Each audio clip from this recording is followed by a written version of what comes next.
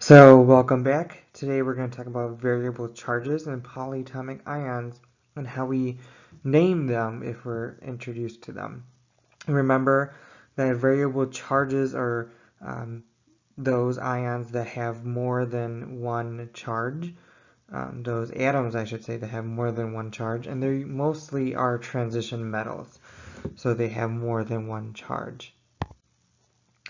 Your objective is to compare and contrast polyatomic ions with monatomic ions, name and write chemical formulas for binary ionic compounds with polyatomic ions and variable charged ions.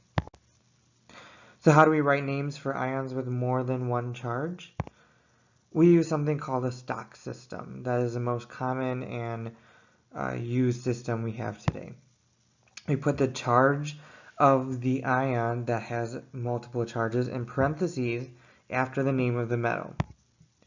So your example, if we had Fe plus 2 or 2 plus, that would be written as iron with parentheses 2. And Fe3 plus would be written as iron with a parentheses 3 in Roman numerals. So the key idea here is that these are Roman numerals. So we may have to review our Roman numeral numbers if we don't really know them. What are polyatomic ions? Polyatomic ions are ions with more than one atom. They behave as a single unit though, and that's the key idea here. They behave as a single unit and they carry a charge. How are polyatomic ions named? Most polyatomic ions end in ITE or ATE. Sulfate, which has a -2 charge, SO4 -2, has a ATE ending, and it's sulfate. Notice that SO4 -2 all behaves as one unit. SO4 all behaves as one unit with a -2 charge. When naming them, their endings do not change. So you're not going to do anything to their names like you do with non-metal compounds or non-metals in ionic compounds. Example, calcium sulfate versus calcium sulfide.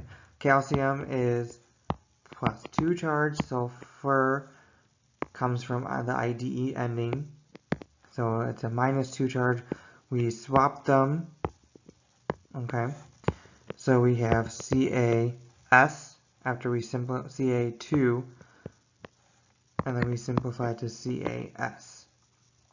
Okay, calcium sulfate, so Ca still 2 plus, sulfate is SO4, 2 minus.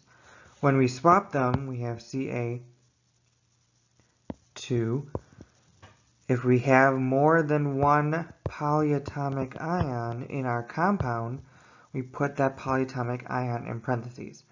So it'll be SO4 in parentheses and then 2 on the outside.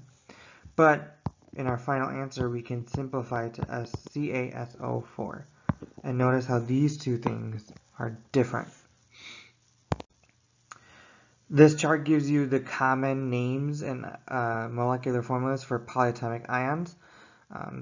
Most of them end in ATE or ITE.